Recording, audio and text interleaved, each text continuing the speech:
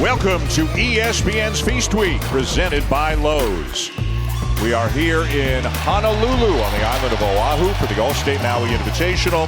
And the second game of 4 here on day 1, and it's a doozy. Number 2, Purdue, and number 11, Gonzaga, all a part of the All-State Maui Invitational. In the first game just completed, Dalton Connect scored early and often, wound up with 17. Jonas Adu had a double-double.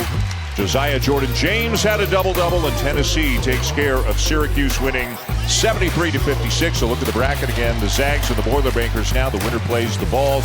And then you can see Kansas, Chaminade, and UCLA and Marquette in the bottom half of a loaded Maui Invitational. Welcome back. Glad you're with us. Dan Schulman, Jay Billis. And why not start with the reigning National Player of the Year in Zach Edey? Well, Zach Edey has been dominant. National Player of the Year, averaged 20 and 10. He blocks shots, he rebounds. He's a focal point for a team that assists on 70% of their field goals. Purdue is much more athletic, but the focal point is Zach Edey, and he's going to be more than a handful for Gonzaga to defend. And for Gonzaga, as you take a look at Edey's numbers, better than 22 points, almost 13 rebounds per game.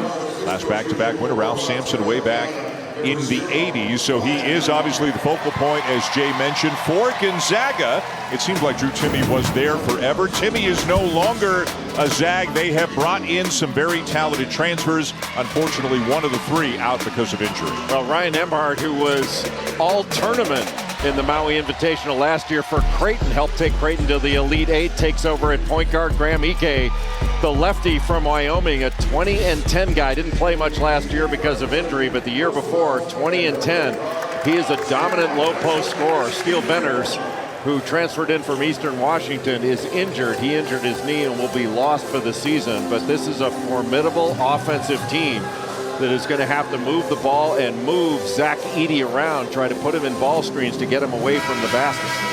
Mark Few has been to the NCAA tournament every single year he's been the head coach of the Zags. There is Venters out with the injury, so the freshman Dusty Stromer is going to get more playing time. He will start in the game. Matt Painter, how about the success that he has had? 5-time Big Ten regular season champion. They won the league by 3 games last year. They won the Big Ten by 3 games. Of course, got knocked out in the first round of the tournament, right? Fairleigh Dickinson, 16 seed, took them out, and they know that's going to be a narrative all year, Jay, that this is going to be a great team. It is a great team.